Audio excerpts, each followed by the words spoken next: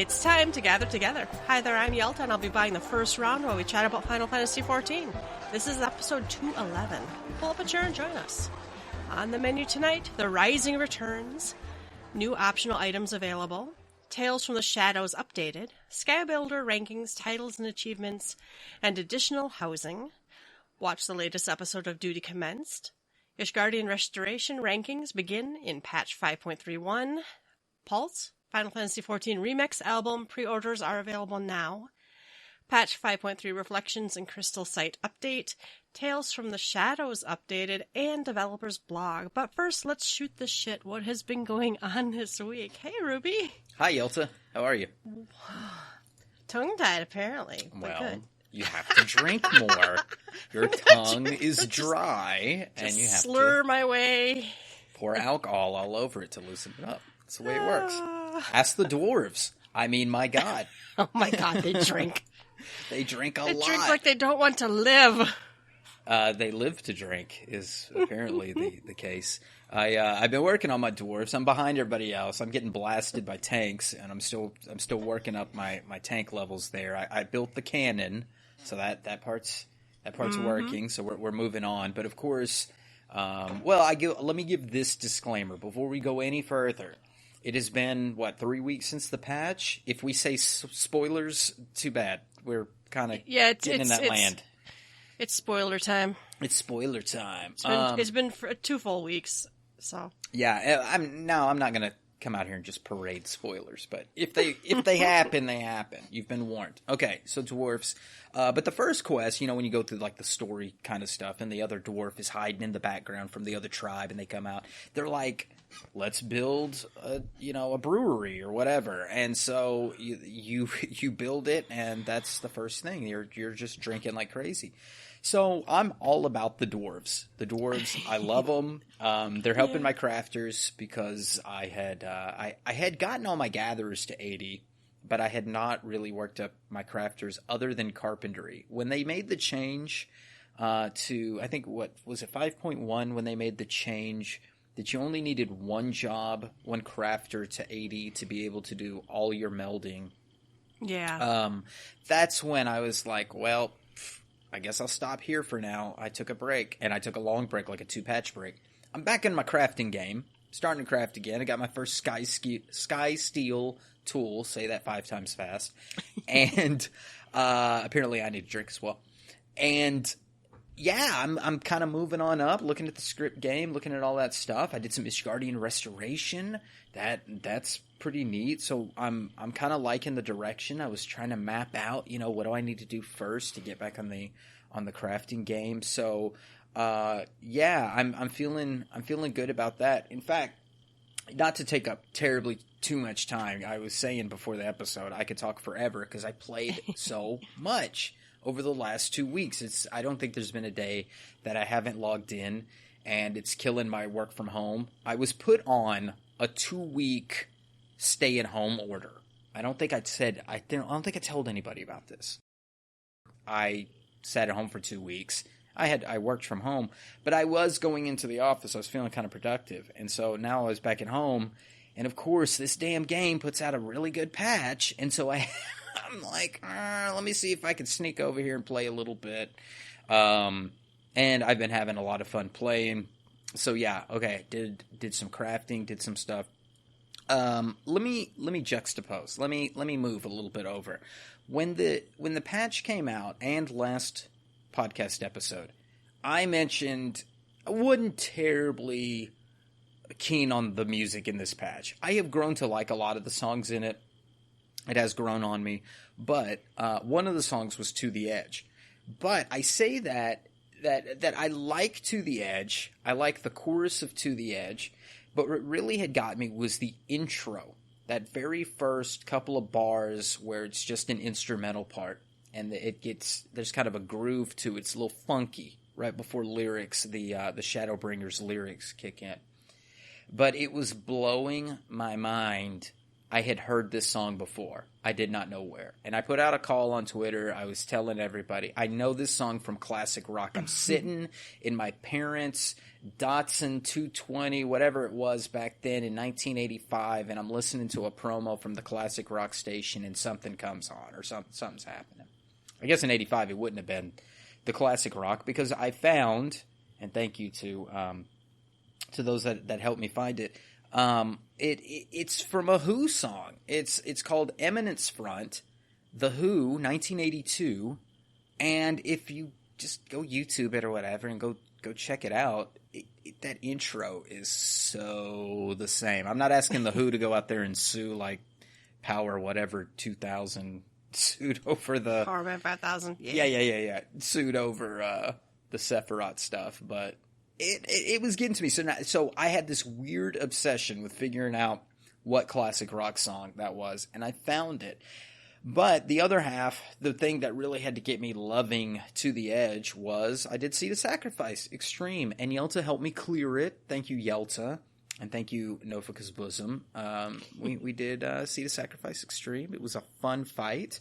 It is pretty complicated at the end. Thankfully, we have Belle Dandy, who's very good at the call-outs, and we kind of have a method. You know, if you know 3 of the 5 in the quadruple cast, you can pretty much manage it. And it was really good. I had a little trouble at the beginning. I got Yelta killed once, or I got myself killed. Some kind of I didn't run fast enough over to her. Yelta and I are on the same side, and I caught the tether or whatever, or had to drop a puddle and run up. Soak the damage with me, man. You just stack. And I got to soak damage, and I don't know what the stack marker means. I ran the other way. I didn't want to get hit. No, I don't. I just didn't get there fast enough. But we didn't wipe that many times. I don't think we did too many wipes before we got the clear on it. I think we did 1 lockout, and then we got back in and we pretty much cleared it. Yeah, we got it down to 4%. We popped out because someone asked me something, and I'm like, oh, somebody asked me something if it was their turn yet or whatever, and I'm like, we're going back in, but it probably won't be. It won't be another half hour. We'll probably just go in and clear. Yeah, and it was pretty much that. And then we ran it a couple more times because we either did a swap out or the swap out people left, and we ended up doing it a couple more times. I haven't got my weapon yet, but that's okay. I think I did end up with the Scholar weapon, which is great. I've been leveling my White Mage, though, just trying to get it going. And I haven't been doing as much healing other than like 70 and 60 content, the old stuff. But it was fun, and I'm feeling good about my Summoner again. I'm feeling good about my Opener again, so I'm ready to run some other stuff. And so I did. I ran, I think we did the Unreal stuff, and we did all the primals from 2.0 and 3.0 to get people their books. In fact, I know somebody who got that new mount, Yelta.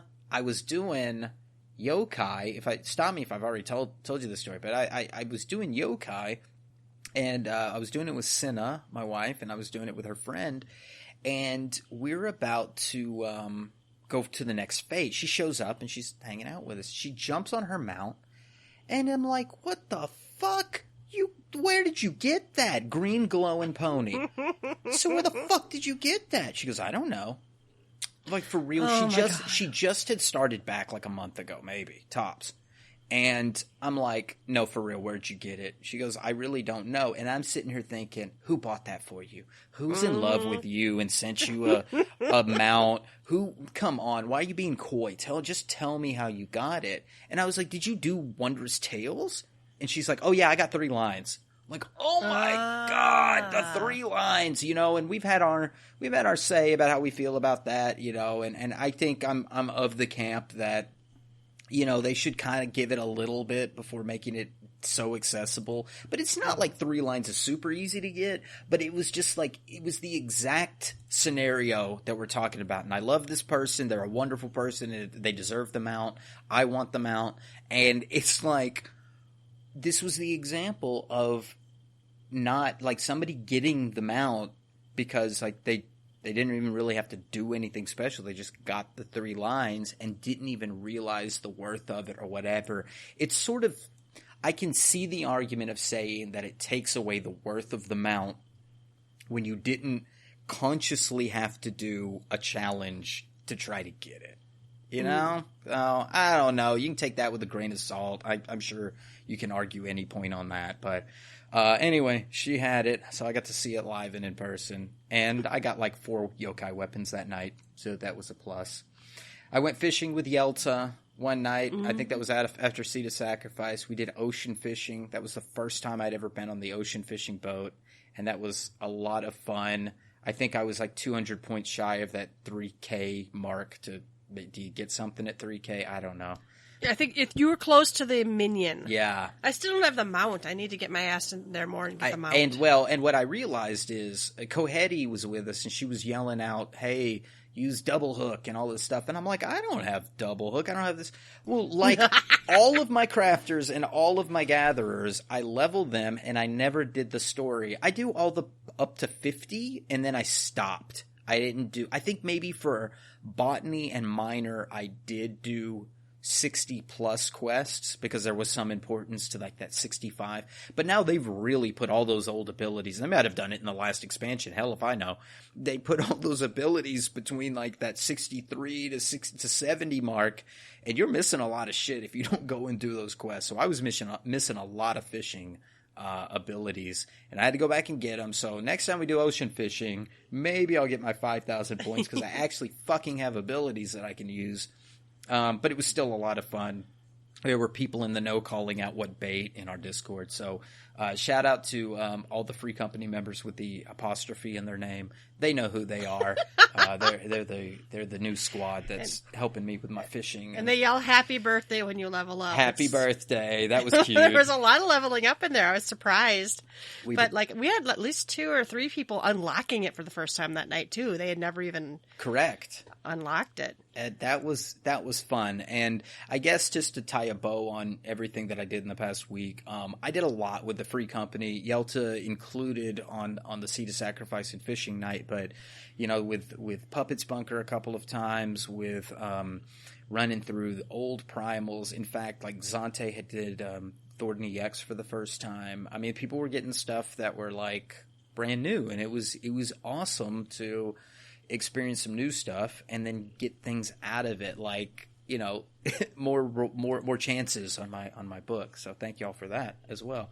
But it was cool to do a lot of free company stuff together, and it felt good. It felt really good. And I didn't even experience all the things that were done this week because I know Yelta, you did like maps, and there were some other things that it was that were it was going a long evening or day of play. It was so good. So tell us about what you did.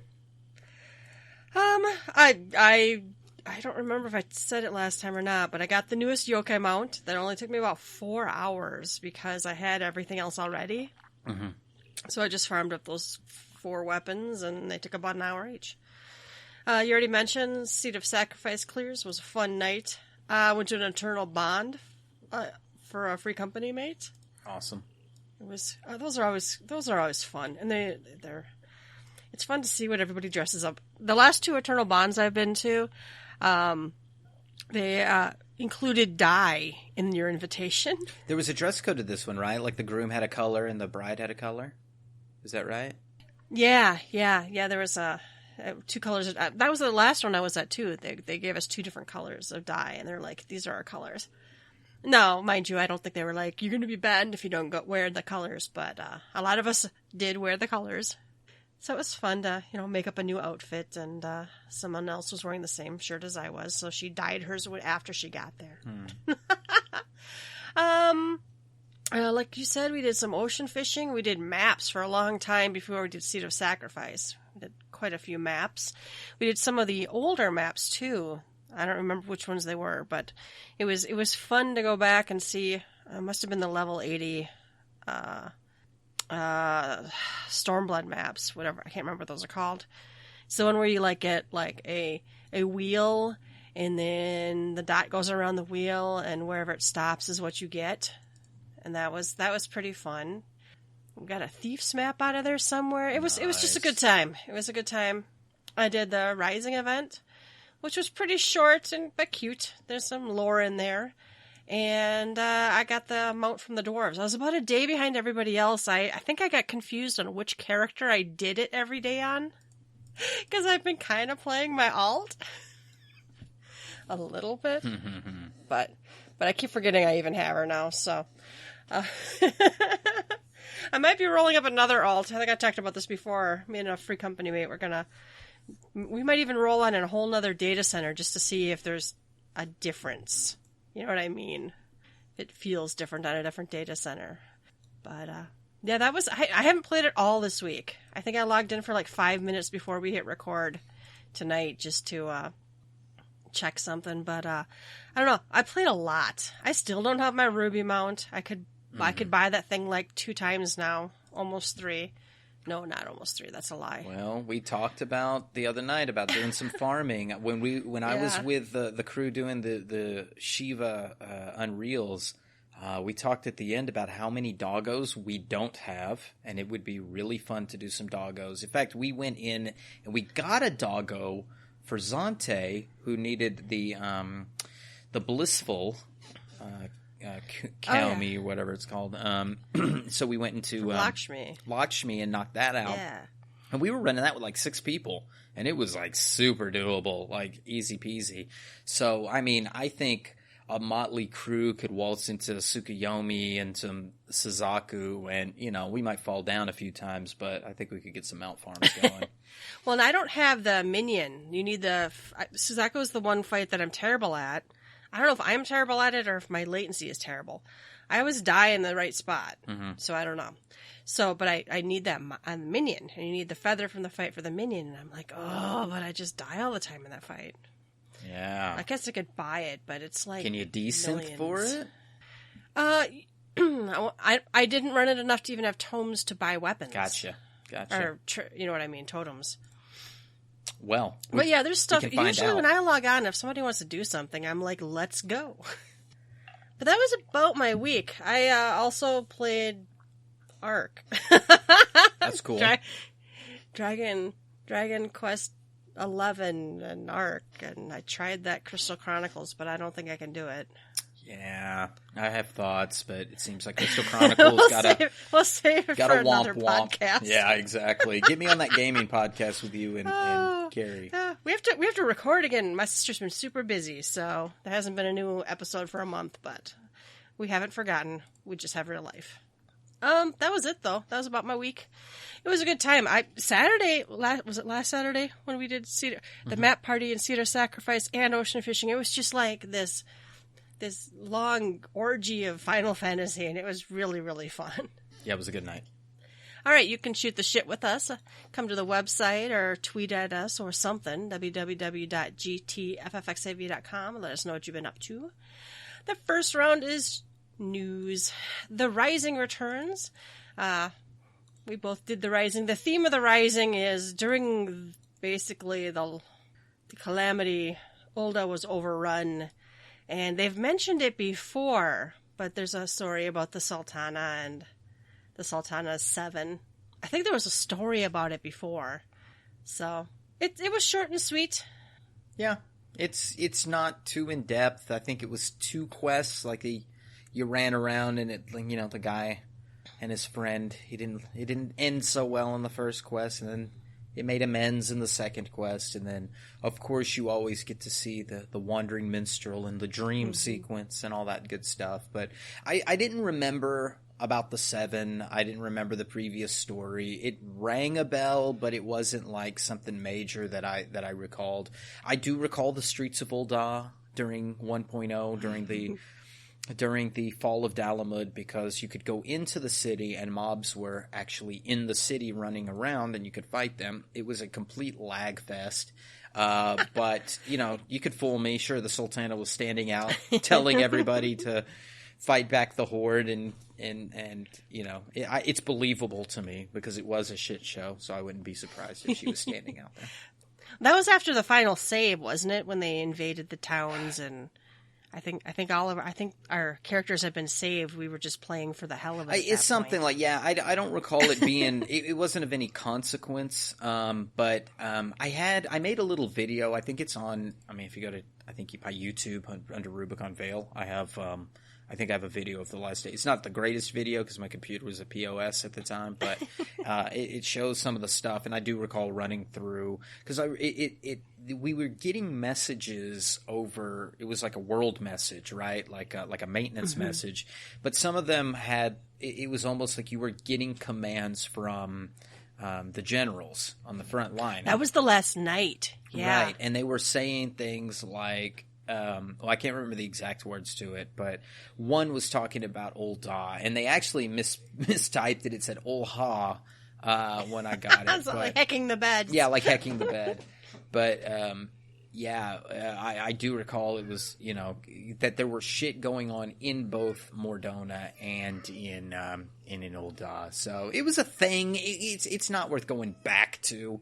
No, people have these, these dreams of going back to 1.0, and it's not something I would really die to go back to, but it was a thing. All right, and the seasonal event ends on September 14th, so if you haven't done it, go do it. What else we have? New optional items are available. They have this, the female version's cute. It's this new dress. Yeah. And the male version looks like, I guess it kind of looks like lederhosen. I don't know. It's a cute dress and dyes okay. I've got one for my Lalafell, and then I've seen it on some of the races with the boobs, and it looks nice. Yeah. We had some free company members with this on, and I was like, bazam. They out there. They out there. Your mount is cute. I rode in your mount. Yep. I bought this stupid expensive chocobo carriage. It would not be my go-to mount. It is so big, it's kind of hard to see, and but tell us why you got it. Oh, for science? No, so you'll never have to drive the that car again. The car again. I like the fact that it was a 3-seater. It was expensive though. Compared to the other mounts, it was fucking expensive. It's pretty awful. I don't know. I don't know if I regret getting it, but. Yeah. You won't regret getting it when we're able to do the relic stuff, and you are carting us from fate to fate, so we can get our relics upgraded. I did cart people from treasure map to treasure map. I used that on that treasure map night quite a bit. And then the other 2 items I think were from last year's Rising, wasn't it? I believe so. The swimming pool, I don't remember, and then the little Y'shtola. They were there. All right. Tales from the Shadows updated. I feel so bad. I haven't gotten. I read the first one as soon as. Well, I read this. This one is the first one. I read that one. I did. I also read the first one, so we can talk about the first one. The second one, I have skimmed, and I don't want to talk about because it's. The second one is about Seto and the warrior of about Ardbert. I can't ever tell. Which one is he now? The warrior, darkest warrior, light, whatever. It's about Ardbert. But I skimmed it, and I want to give it justice because, everybody was pulling out the Kleenexes, and they weren't fapping. It was tears. So, but I did read Small Mercies, this one about Beg Lug, and wow. This one is interesting. Do you recall this when you read it about? Yeah. It came right to me because I'm like, oh, this is part of the story that's covered when you do the role quests. Absolutely, because I pushed my tank through to 80, so I could get the final role quest. Which, damn, I cannot believe I didn't even put that in the let's shoot the shit. But I got my final role quest, and oh my god, I will not spoil that. For the listeners. It was pretty good. Some people figured it out. Some people said they had figured it out. I did not. I had figured out something, but I hadn't figured out the whole thing. I did not figure out that, especially that last little tidbit at the end where, where people were coming from. I had no connection, but I will not spoil that because I think that's a pivotal part to maybe what comes in 6.0. Who's to say? So there's some cool stuff. I urge you to do all your role quests and do the fifth role quest, which I will say has to do with the very fall of the first. But anyway, I thought that was interesting because I did do the tank role quest to get through this, and I'm like, oh, I know these people. Mm-hmm. I know this event. But what I didn't realize was until after I had read this story and had feels, when I skimmed through Twitter and saw the picture of Oporis Poldia. Oh, you didn't make the connection? As soon as they called her by a nickname, I'm like, oh my god, no. No, I did not make the connection until I had read the story and saw the picture. When I saw the name, because I had seen this mob, I'd always thought, what an interesting name for a mob. And I think a lot of people probably fly through Ilmeg and think, what an interesting name for a rank. That's strange. But then don't give it much of a thought. And I guess I had that stored back there, but when I saw the picture, it hit me like a ton of bricks. That's wild.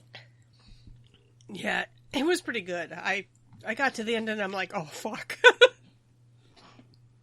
No, I haven't even skimmed the other one, so I'm going to read it when I have time to sit down and read it. Same. So, if these are anything like last year's or other years, they're worth it. They're worth taking some time and reading them. All right, we have Skybuilder ranking titles / achievements and additional housing. This is a letter from Yoshi P. Let's see. They asked people about the Ishgardian Restoration Skybuilding ranking titles and achievements, and whether they should use the same titles or give different titles or whatever. Mm-hmm. So people did respond, and it came in about 3 categories: those who wish to keep the titles unchanged, those who wished for different titles, and those who were happy to let the development team decide.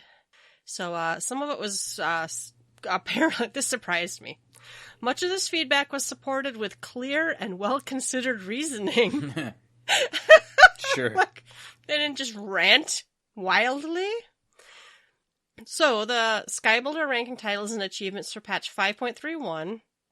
The titling for placing in the top 12, as well as the title for placing in the top 100, will remain the same. So, the title you get, if you've already got it, you don't have to chase down this. But the achievements themselves are distinct. So somebody's like, that still ruins it. I don't know. I have thoughts, but I don't have a dog in this fight because, I had stepped into Ishgardian Restoration for the first time in months yesterday. And when I saw the zone, I was like, holy shit, this has changed so much. The music has changed. Mm-hmm. It's completely different up here, and it's great. So I don't have any titles. I don't have any achievements from this. But I'll tell you, I also don't have any achievements, not all of them, from 1.0. And neither do you. Yeah, I'm missing a lot from 1.0, Neither do you, too. Listener. You don't have all the 1.0 achievements. So some of those were rough. So that ship has sailed. If you were planning on getting every achievement, if you were a listener and you're the one person that has every achievement, hey, maybe put it on the table. Let's your argument be heard. But if you don't have all the 1.0 achievements and we're here, you can forget this achievement part. The titles, I think, is the right choice. I don't think you should have a different title per one because you're going to have people who are only going to play just for this, and you're going to piss more people off, I think, if you had different titles than you would having the same. It gives people a break. If you don't want to do it again to get the title, you don't have to. Let somebody else place in that top 12 or whatever. And I don't quite know how stringent this is. So when they say the top 12 Yelta, they mean the top 12. Like only those 12 people on that server are getting the title. Those highest points, yeah. Those 12 for that job for that server.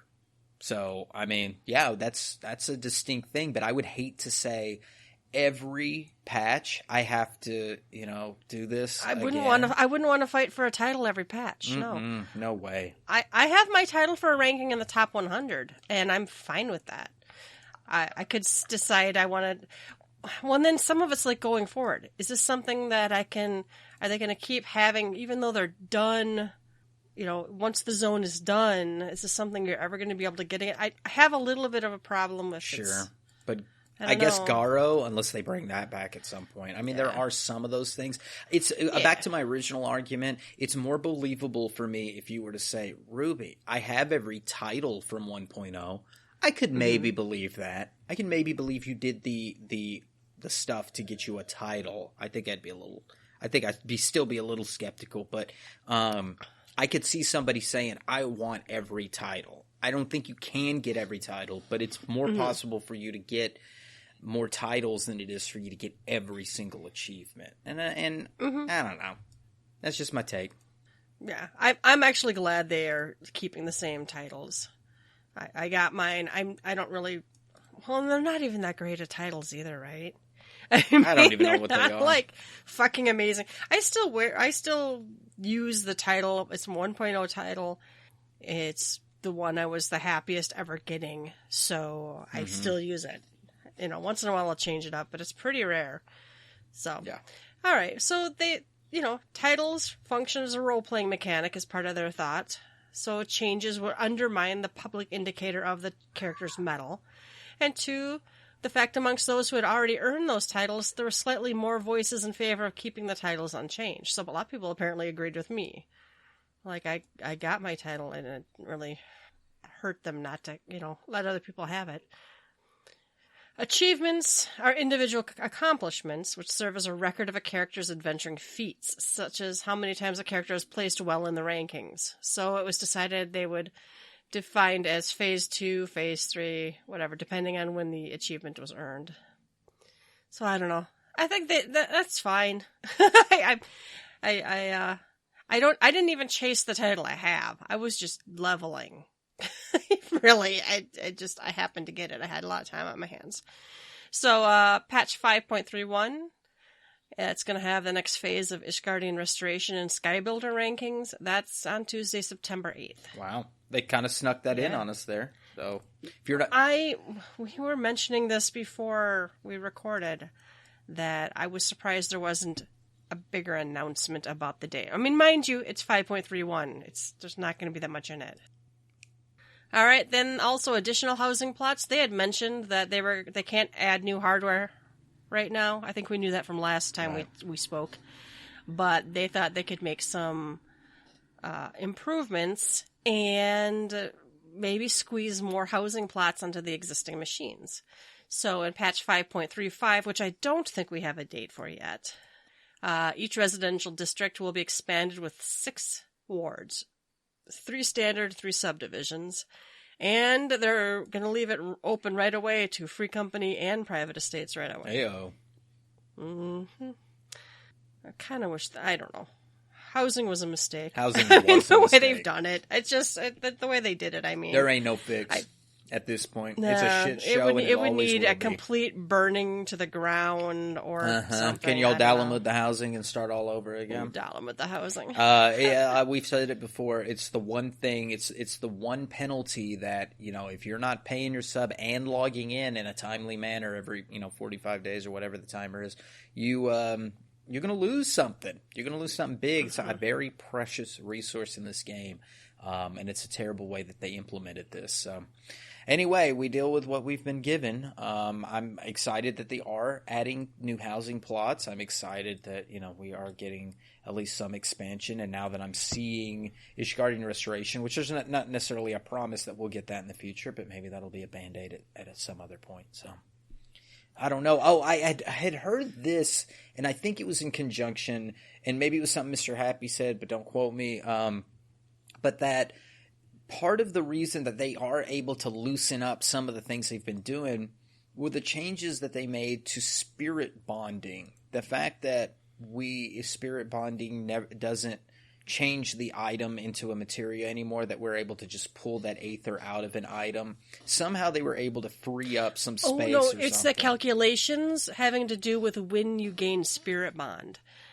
Oh, that was the calculations when it actually calculates how much spirit bonding you got. I think it was in a news. I think we actually read it 2 weeks ago. Maybe we did. Maybe that's where I heard it. Yeah, from. Maybe I heard it from my own mouth. Yeah, but they altered some calculations, and and when it actually does the math, and that apparently was very intensive. I suppose every time you kill a mob, it calculates how much spirit bond you get on all these different pieces of equipment.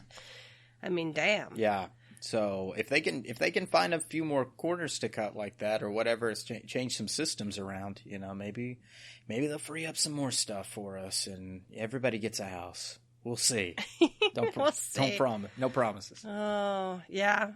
I as someone who has a character in a free company that really, really, really wants a house, I wish they would roll that out for free companies first again, but I guess I understand why they don't, because people were just doing workarounds anyway, just like creating 1 and 2 person free companies just to get a house. Oh, and then what was the other thing? It was something about they hit 7 years of official service, and okay, awesome. Yeah. Okay, yeah, I guess it's been 7 years since the calamity happened. I mean, since 2.0 came out. Right. I mean, for me, it's kind of big because not only that, but I met my wife the weekend of PAX 2013, which is the weekend that Final Fantasy XIV launched, so it's easy for me to remember my anniversary of meeting my wife because it's all related. But yeah, it's pretty neat. 7 years since the Rising, since we the Dalamud fell, and yeah, it's incredible where we've been and what we've seen and what Yoshida has been able to do. And I think we'll get a lot more. I think there'll be a lot of good. I think we'll have at least, a couple more good expansions before we're like, okay, maybe it's time to just do a couple little mini expansions, kind of like 11 is doing or something. But they're still going too. So, it's hard to say. They're still billing. I mean, they're still adding new content. 14 might go for a lot even longer. After they were basically saying there was going to be no more content. Well, and didn't WoW say that? We're done too, and then Shadowlands or whatever? Shadowbringer, WoW? I don't know. It's been a long time since I've paid attention to WoW. I don't know. I haven't played that in a while. All right, watch the latest episode of Duty Commenced. I think I was watching a little bit when it was actually airing, but they've now uploaded the 2-hour and 10-minute video of them playing. They celebrated the 7 years of Final Fantasy XIV, checked out some of the patch 5.3 content, and announced the winners of Everything's on the Line. I was going to enter that. I don't know where August went. Oh, yeah. But it's gone. That last week of August disappeared quickly. So I popped on and watched a little bit of this, but I was actually still working. I was working from home, but I was still working. Yeah, it looks like they did some Unreal.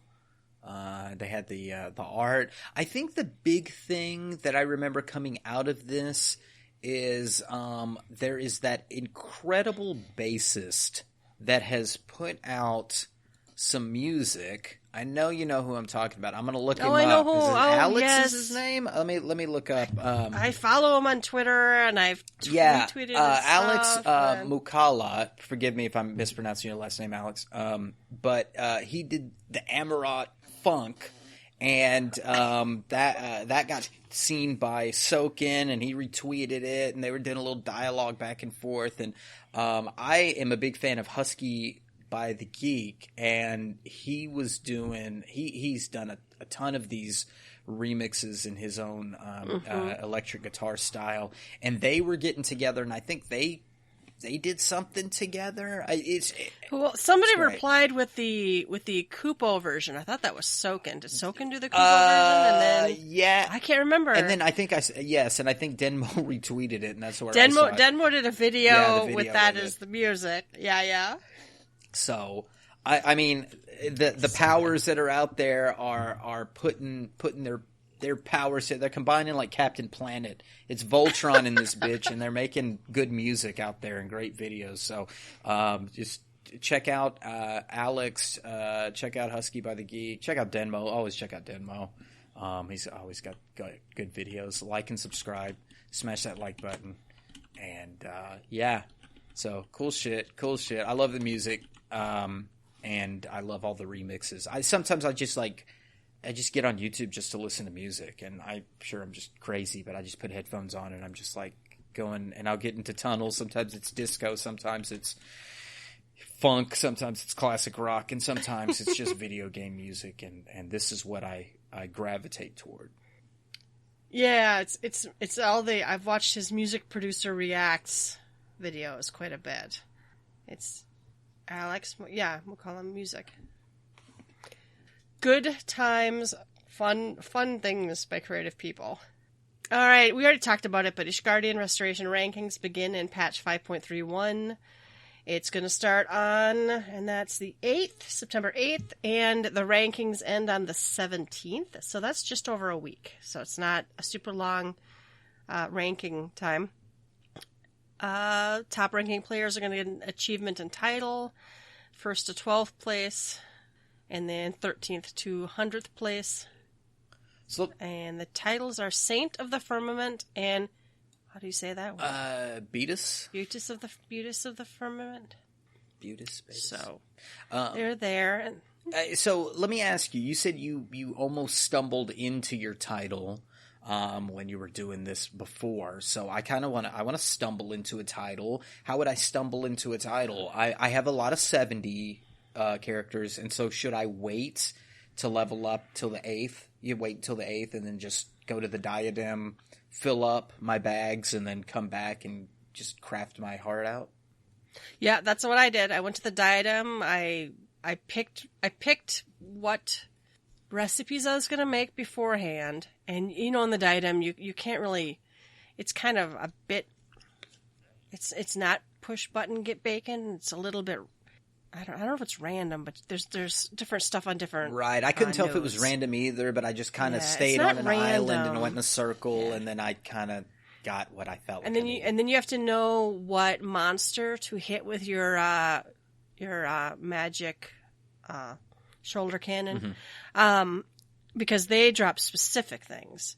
So I just gathered, and then I gather enough to craft 60 of something, because I get bored.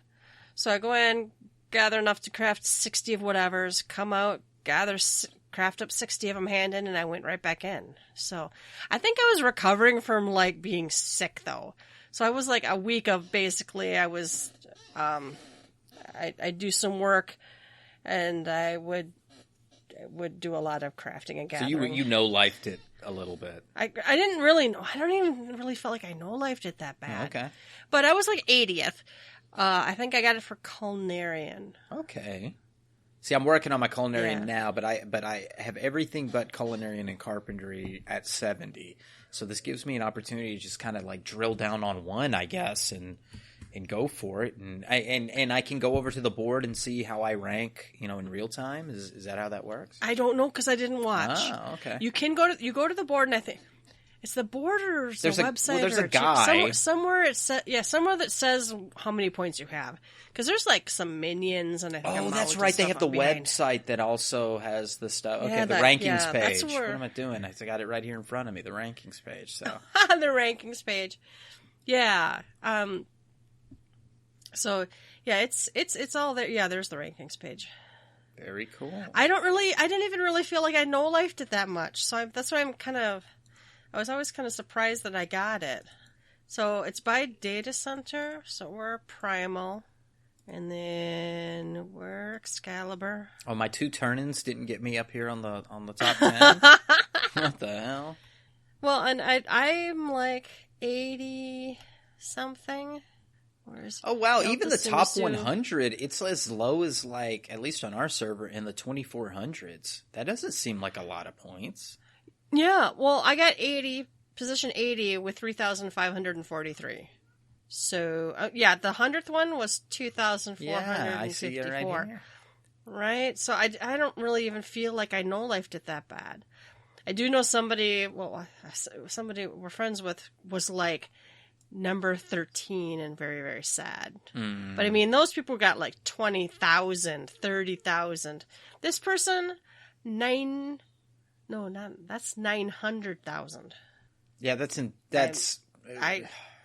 Yeah, I don't even know how you stay awake. I don't know how B, O's, and T's are able to do that. I didn't say that, but I can't imagine doing that. Vivid, you were amazing. I can't imagine if you were either. pushing those buttons with your bare hands, that is amazing, and you deserve every commendation out there. But I do know people were botting, though. I mean, there was just literally multiple people were keeping track of people. I'm sorry, you're not crafting 24/7. Yeah. So, but wow. Yeah. So I don't know. There's a lot of that goes on, but if you want all the things, and even if you aren't botting, people who are work from home, or maybe students taking a break, or kids or whatever who had no school, you can kind of life it. I mean, if you enjoy going to the diadem and blasting rock creatures and then coming back and hitting your macros. Did you macro craft? You have a second monitor, right? Yeah, I have a second monitor. Did I what? Yeah. Do you do crafting macros for these? Do you have a... No, I did them all by hand. Wow. I have to do it by hand because I don't understand the abilities yet. So. Well, I had to do it by hand because I didn't have, the brains. I wanted to get high score. I probably could come up with a macro now. Because your gear is high enough, yeah. Well, and I got a feel for it a little bit more, but I have to, to get a good score, a high quality, I had to hit the button when it sparkled. That's right. I couldn't just do a macro. But what I did do is I've got a fourth bar I toggle on and off, and going left to right, it's kind of my basic opener for a crafter. Mm-hmm. So I go 1, 2, 3, 4, 5, and then something will shine, and I'll click that and come back and hit 6. So I wasn't doing a macro, but I do have, but it only works if you're the right level, too, if you've unlocked the abilities. So, and also, you don't have to, if you're doing this, just find out what the threshold you need to qualify is for turning it in. You don't have to shoot beyond that. Absolutely. You can waste a lot of time trying to eke out every last, high quality point. Yeah, you only have to get to 2,800 or something instead of all the way. Well, when I was leveling my alt, I was trying to hit really high. I don't know why. And then I went and talked to the NPC, and the maximum rewards was for a much, much lower high quality anyway, or collectible quality, whatever it is. So you go look at the NPC, find out what they want, hover over it, or click on it. I think at the bottom it tells you the thresholds for a good score. And if you don't have the gear and you don't have, your levels and, the abilities, just find out what is a reasonable score to aim for. When I was leveling, when you start at I went in there level 21 on my alt. You might have to just shoot for that lowest threshold. Just give me exactly what I need to be able to turn it in and get points. And you're going to level up fast. So, don't be trying to get higher than that because it's really just a waste of time. So, that's my advice. It's good advice. I'm going to start taking it on the 8th because maybe I'll shoot for a title. I don't think I'll actually get one, but I'll shoot. I'm actually looking through here to see what's the lowest score of the ones for the top 12? It looks like Alchemy has got some of the lower scores for the top 12, so that might be the breakthrough. I might have to break into Alchemy and get up there. When I was doing Culinarian, I think I actually leveled all the way to 80 before. I'm trying to think. I don't think I was leveling at all on Yelta. But cooking, strangely enough, had the easiest and fewest crafting mats to get Yelta, let me tell you something. I will swear on this forever, but in 2.0, Culinarian is the entry point to getting all of your old school craftable weapons because it was that spiced tomato something or another that got you the shit to the tomato sauce to get you the gear, the glasses to start that process rolling to get you the rest of the pieces of gear. And that's how I broke into some serious crafting. But my late 2.0 through 3.0, I did Omni crafting and I had the highest tier of stuff. And that's how I got. Culinarian is, I don't think it's looked at hard enough. I think people do think about I want to make food, but people will just easily just buy food and will focus on Goldsmith or something else. I probably could make some of the, I don't raid, but I could probably make what I'm eating for raid food. But you heard the quotes, right? Mm-hmm. But yeah, I'm just too lazy. I tend to buy it just because the material requirements are so high. I think it's slept on. I think it's a slept on job. So anyway. All right, Pulse Final Fantasy XIV remix album pre-orders available now. Is this the same album we had listened to? Okay, and I didn't yeah, they had a YouTube preview that you can check out, and it's like a bunch of like EDM kind of remix stuff, and it's okay. I'm not sure. They only give you like certain tidbits, so I don't know if I have to listen to the full album to really get it. I'll somehow listen to this whole thing, I'm sure. But for now, the pre-order is out there on sale, and then I guess it comes out on the 30th. Yeah, release date Wednesday, September 30th. I think that's high, 35. Yeah, I don't know. Is it physical? Yeah, and I guess it's physical. Is it physical? Okay. Yeah, I might. The special site had the samples. That's what I was listening to. Right. I think it's nothing wrong with the album. I think it's just not my jam. Yeah, it may be the style. Right? You know what I mean? I always feel like a bitch when I don't like something. But if they did a polka Final Fantasy XIV album, I probably would not be on board. I don't know. It just you would not. We'll see. You might like the polka. I don't know if I'm into it so much. You are you do live around polka land, I think. I am from Minnesota. There you go. And we do play polka at our weddings. Wedding dances have polka. There was a lot of Germans. There was a tweet today by Soken that 2 of these songs are now available on Spotify. I think in their entirety. Like a year back or so, maybe not even that long. 2020's been a long year, Yelta. They had rolled out a lot of stuff. The longest year ever. It's not. It just turned September. We have a third of the year still remaining. Nothing. Everything sucks since March. Okay, I was going to say that the last third is probably going to be the. Wow. Okay. Anyway, so 2 of these are available out there, but at one point they had released all of the 14 music on Spotify that had not been out there, and so I guess this is still part of that they're putting things that are current on Spotify. So yes, 2 of the tracks. Maybe I can look really quick at Soken's Twitter and find out which 2 tracks.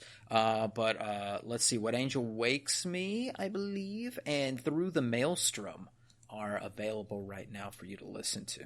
So check it out. That's cool. All right, they updated the Reflections and Crystal site. I think they just posted the possible spoilers or something. I don't even remember. They showed Seed of Sacrifice or something, maybe? Yep, Seed of Sacrifice has got images now. Mm-hmm.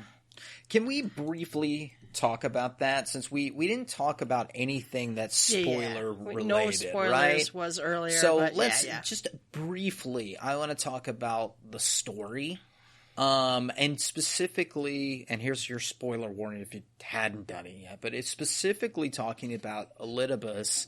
And there's 2 points that I want to make the only 2 things I really care about talking about myself personally is, how do I want to start this? I guess I'll start with the easier one. The first one is knowing that he's the Warrior of Light. Like the Warrior of Light. Like the Warrior of Light. Like I said in our Discord chat, I didn't realize I've known Elidibus since 1987. Like, this is that guy. And it solves the mystery, although it adds more mystery to it, but it solves the mystery of where the fuck did the Warrior of Light come from? This was an eternal 2,000 or 4,000 year loop or whatever was going on in Final Fantasy I. And apparently Elidibus is the Warrior of Light who broke that. Now, I mean, of course, you can be a purist and go, like, I reject that theory or something. But, I mean, I think it's pretty much clearly spelled out there that sometimes he pushes on the Warriors of Light toward their mission, and sometimes he is the Warrior of Light on the mission. So, that's a wild story. Any thoughts to that, Yelta? Did that I hadn't even really thought about it. Didn't think too much about it. Yeah. Fair enough. The other was, and this took a couple of days after I had seen the ending cutscene, with the crystals left by the what's it called? The convocation, where they left the memories, the astrological ones, right, to Elidibus, the sun is shining and the grass is green and you're not here to see it, that kind of shit. The rains are falling, whatever the quote is from Emmett. And the fact that Elidibus was a child when he was sacrificed to become, or chose to be sacrificed to become, the heart of Zodiark.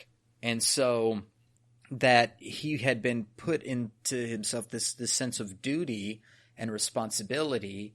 I don't have the full picture of it. The Lord Gods would have to help me with this, but my understanding of it is he's like a prodigal child.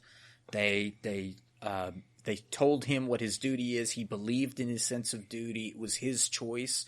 You could say that, but, and I'll pivot here in a second to my thoughts about childhood indoctrination, but they used him in a sense, but he felt it was his duty, and so that was that lasting impression as he became the emanation from the heart of Zodiark, the primal, if you will, of having to do that duty, because that's his MO, that's his thought process, is to complete the duty of balance. And it's a sad tale, but the sadness didn't hit me until I saw fan art of Elidibus as a child.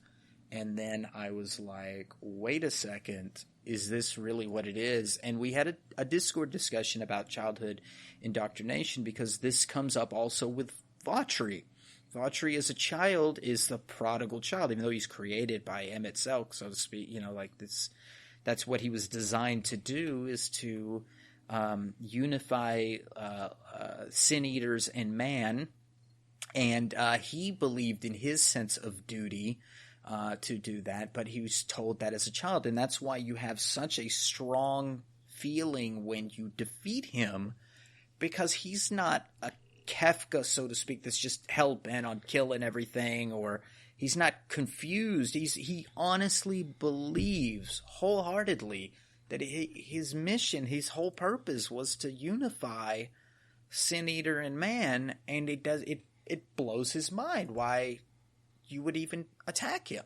So it pivoted to this conversation about childhood indoctrination. I'm not going to get into religion, but you can see how when a child is told something very young about the world around them and the belief systems, that a child can, especially intelligent children, can take this and go, this is my sense of being, this is my all. Adults do this in their own lives, so let alone a child, to wrap themselves in a belief system that becomes an identity, and then that is your identity, and to break that is breaking something that goes as far back as you being 4 years old, 5 years old, something.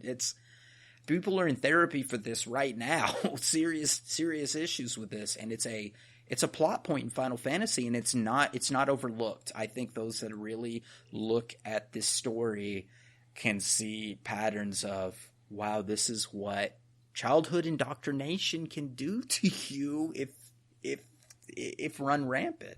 That was my takeaway. I don't know if everybody got that, but I that's what I took away from 5.3. Well, and a lot of that stuff went over my head, and I didn't even honestly catch any of it till people were talking about it on Twitter.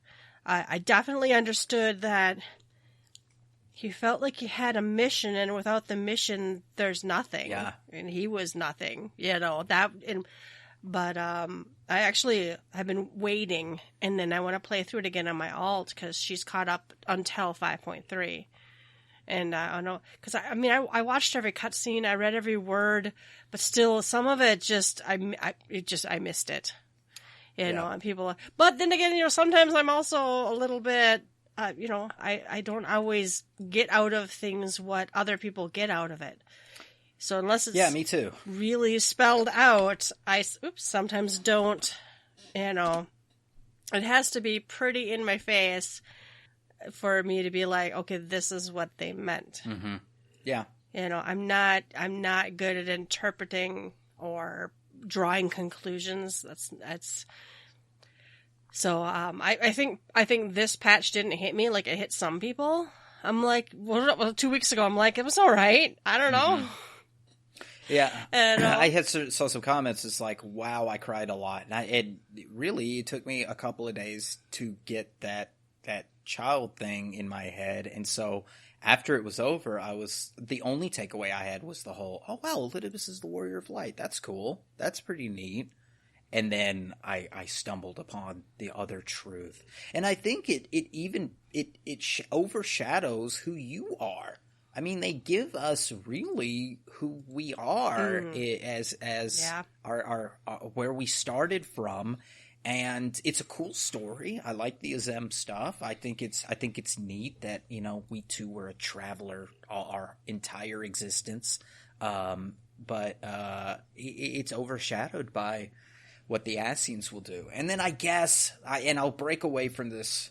But that ending that we failed to talk about, where we tried to hint at and didn't want to talk too much, and I won't beat the dead horse, but just to see Ashai or whatever his name's face again is just. I hope the Fandaniel stuff is good. It's again, I'm going to pivot to Ascians Gone Wild. It's just like now they're just got their tops off, running the streets of New Orleans, you know, and. I don't know if they're... Well, the only Ascians should be around are ones who were basically, I don't know, summoned up by the Unsundered. Yeah, right? the Unsundered would have... That's all should be that. Yeah, left. the Unsundered, I guess, would have went first and kind of got the Convocation back together. Started, you know, kind of getting those folks kind of pieced back together. And then they just sort of, like, you know, kind of made some zombie little black mask nobody ones to run around and cause havoc or whatever. So I'd like to know a little more about the tiers. I'm sure it's in my lore books that I don't read about the tiers and how they grow and all that stuff. But apparently there's still a few more left, and we're going to have to clean up. But then we don't know what Big Ass has got in him, because he apparently, you know, sees Amarat too, and he wants to kill Zodiark.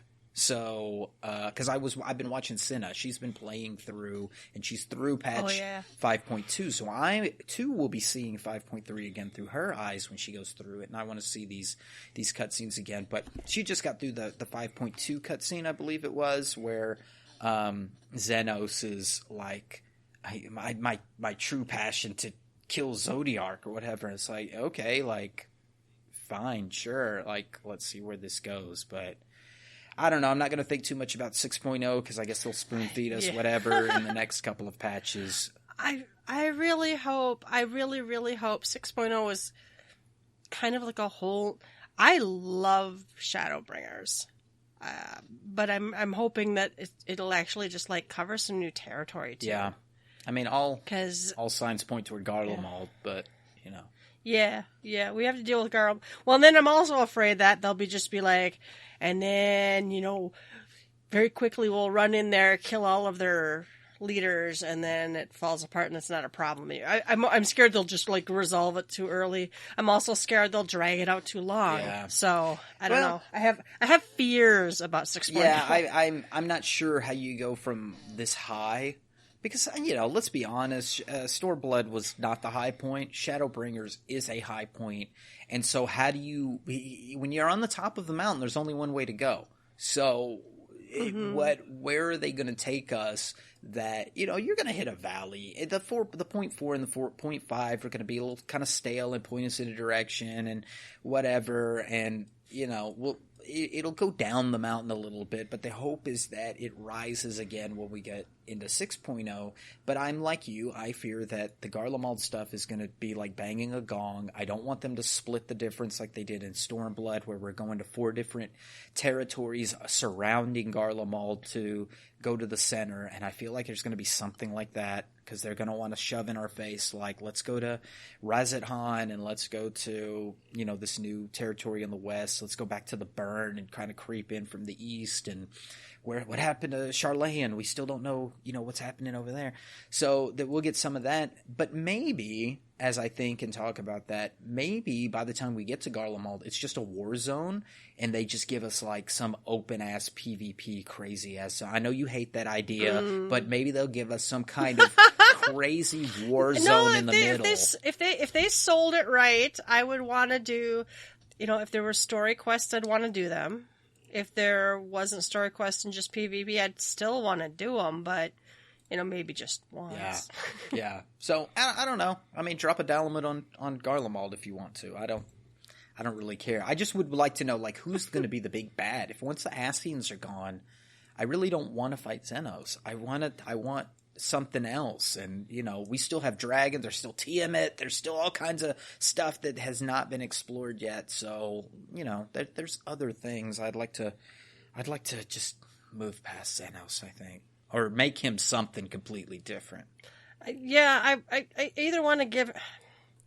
I think I just don't... There are people who love Xenos and love what drives him or whatever. And I'm like, I just can't connect to it in any way, shape, or form. His character, what drives him is so foreign to me that I just can't even, it's just not interesting to me. Yeah. So every time they show him now, while I do love the new outfit, he's looking kind of hot. I'm like, I just want to stab you in the eye and never look at you again. Give me the sweaty molesty guy from that other storyline. That's who I want to kill. That's who I want to... Give me someone to really hate. I feel like Xenos is just like... He's like damaged fucking goods. And mind you, all of our characters are damaged fucking goods, it seems like. Right? There's a lot of NPCs, our characters, there's a lot going on that have been through hell and have issues. That's not really my point here. He's just such an unrelatable mess to me, and he's been messed with, and I don't know. It's just like Stormblood was just him kicking our ass, and then he, turns into a primal or whatever, and then kills himself. That was the coolest part. That's I respected him the most when he did that. But I'm like, I just want you to die and stay dead. Yeah. Isn't that the point? Yeah. Maybe that's where it all comes down to. When people die in 14, just let them stay dead. Well, once in a while. I don't mind once in a while. Right? Yeah. But, they weren't really dead. I like, was it Gosetsu and what the fuck's her face? I kind of like that they weren't dead. Yeah. You have the theory. I never saw the body. I think is what I said on that episode after we were talking spoilers. We never saw their bodies. Then again, we did see Xenos' body, and he's still around. So Jesus Christ. I mean, I don't even know. No reason. And I don't care what makes Xenos tick. I just want to kill him and be done with him. Some of the other bad guys, I've wanted to know what made them tick, or at least being somewhat intrigued. All right. Well, I think we talked about that. The other update was Tales from the Shadows updated, but we already talked about that. So let's move on to what's on tap. We do have a developer's blog. It is Festivities Keep on Rising. It's just basically an advertisement for the Rising. Mm-hmm. I think we already talked about it. Go to Ul'dah, do the event, and the minion looks like a character from Bravely Default. Yep. You get a puzzle, too. I don't know that we talked too much about that, but you get to do that jigsaw puzzle. I have not done it since. It's that toy box. And it goes in your toy box. The Rising event usually goes in your toy box, which I almost never play, but... Oh, the screenshot has all those stickers on it, and I still haven't put a sticker on I haven't done that yet either, but I have messed with some G-Post stuff. I just hadn't messed with the sticker. We busted out all of our rainbow-colored, not ponies, the birds the other night after we did some Unreal. And we were doing some G-poses out in the hinterlands. So, love me some G-pose. Nice. Whew, I think we're done then. Yeah. I think it's closing time. We didn't go 2 hours. I'm not sure what to do. We didn't with have that. patch notes this time, but we will have patch notes the next time because we'll have this mini patch that's coming out next week. So we won't record next week. I think we're going to keep it at the 2-week stuff for now because we discuss, with COVID still happening, news still might be few and far in between. There's still patches may be kind of delayed. So probably until the end of the year, unless like some big news comes out, we may do a little update in the meantime. So just kind of hang on. We're going to do the 2-week thing, but we're still, available on Twitter. We'll still do some more contests. We did get with our contest winner, and so they're flying around in their Peacock Mount, and everybody's happy. So stay tuned. We'll do some more contests. We'll keep things going as we get into 2021, and we got more fun in store. So it's gonna be a good year, but we're gonna keep it on the 2 weeks until we know we got some news that's coming in on the steady. All right, then it's closing time. You don't have to go home, but you can't stay here. You can find links to all of our episodes and blog posts on our website, www.gtffxiv.com. While you're there, please leave us a comment. We do check them, and sometimes they're not bots. Occasionally. If you'd like to, you can support us by clicking the donation button. And you can find us on Twitter at GTFFXIV. Email us at gtffxiv@gmail.com. Please rate us. Personal plugs, Ruby. Yes, you can find me on Twitter at Rubicon Vale, RUBICONVALE. And you can find me at Twitter at Yelta Sumasu, YELTASUMASU. As always, thanks for listening, and we will catch you next time. Bye-bye. Bye-bye.